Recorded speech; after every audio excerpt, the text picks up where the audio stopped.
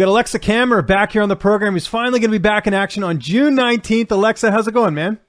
Good, man. Everything's well. No complaints from me. And a pretty badass man cave. We got to start there first. When did this all come together?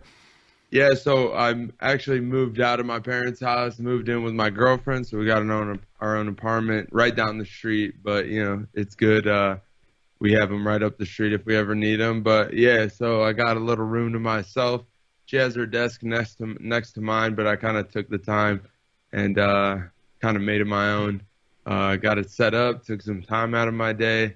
It took me a few weeks to set it up, but it turned out nice. I'm happy with it. No, I'm super impressed. And shout out to Secret Labs. I still think they make the best chairs in the business. Absolutely. I've got one myself, so we were talking about that off there a little bit. Absolutely. It's been a while since we've seen you in the cage. You haven't fought since September. Was this by design, or were you trying to get a fight in there a little bit sooner? I definitely wanted to fight sooner. I did get hurt in between my last fight and this fight, and I did need to take time off.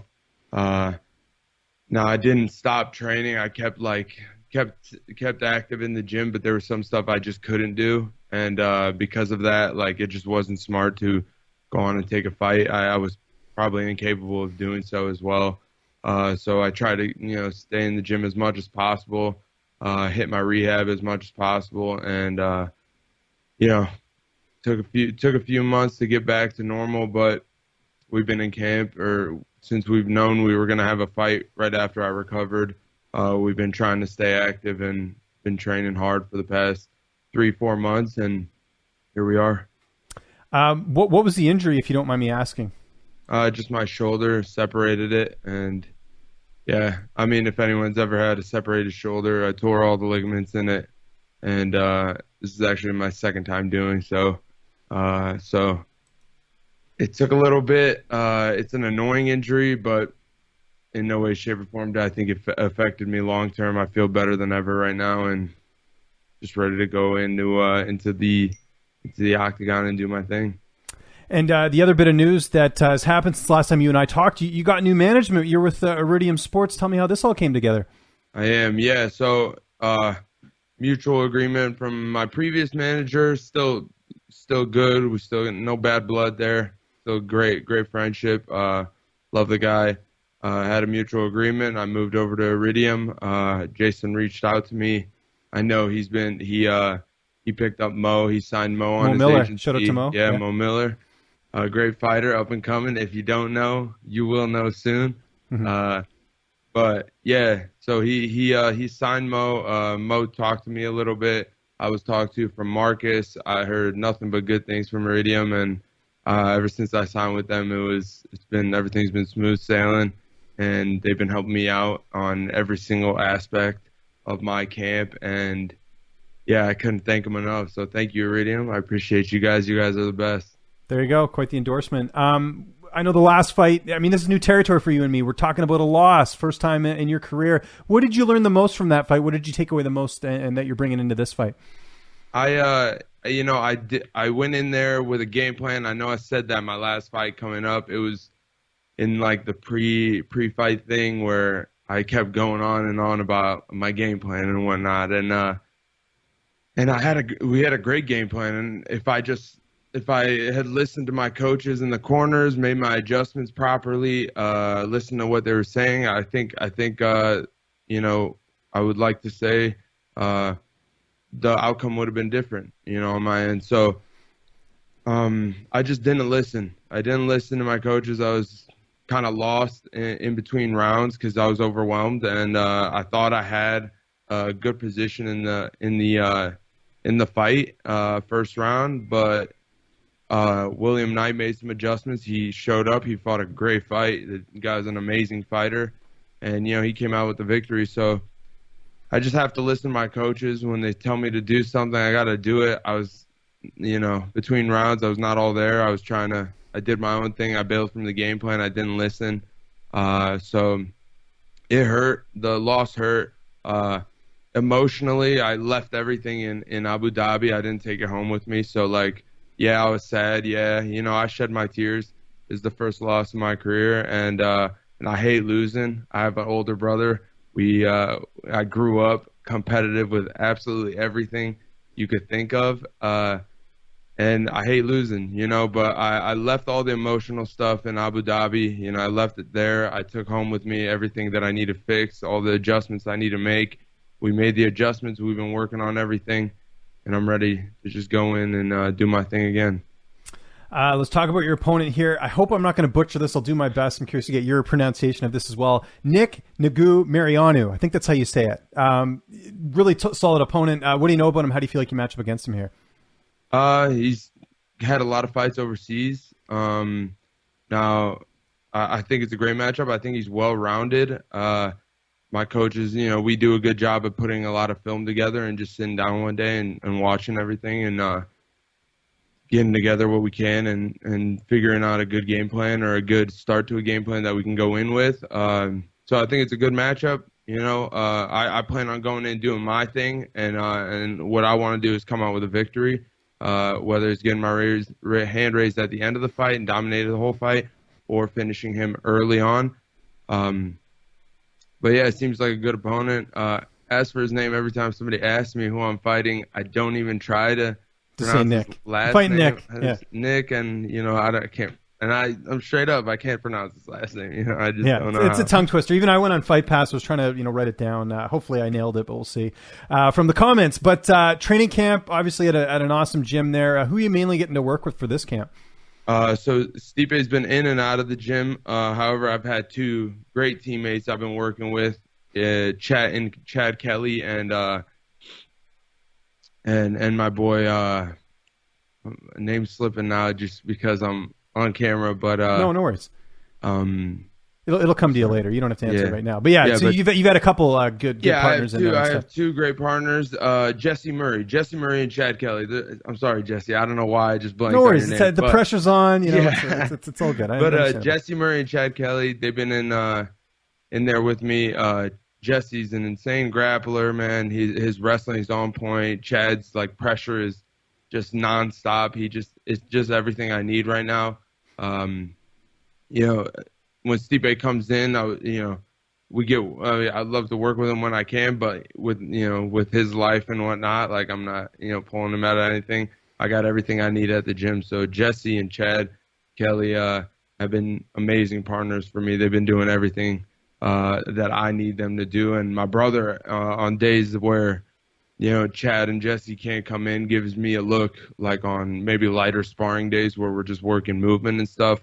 I have actually my brother who's going to be cornering me cool. in this one as well. So it's going to be Alex Cooper, Marcus Marinelli, and my brother actually. So, is your brother a fighter as well? I wasn't aware of this. He's not active in the cage, but he's been at strong style training. He jumps in with the team, gets his training in, takes jiu-jitsu classes, takes any class, really, in Muay Thai, boxing, jiu-jitsu classes, and he's been on it for years now. I mean, it dates way back. He started a while ago. He started before me, so he's decorated in it. He knows what he's doing, so whenever I need work, he's a solid, just a solid body for me, and he's just going to be coming with me. I'm going to have somebody. Yeah, I believe Jeff Hughes was actually supposed to come with me, but he actually just had a new kid. Oh, did he really? I'll send my best to Jeff. I was actually going to ask you about him because I know obviously he was cut. Is he still competing? Because I know he mentioned maybe retirement, but it sounds like he's still training, right? Well, I mean, he was supposed to come in and work with me, but he had his life comes around and he has to do his thing with his family. So, my best to Jeff. I miss him, so I'd love to train with him a little more often than now. But yeah, he has his family to worry about. So as of what he's gonna do, I have no clue. He's got a good day job. I know that. I think he still drives truck, if I'm not mistaken. Yeah, I believe so.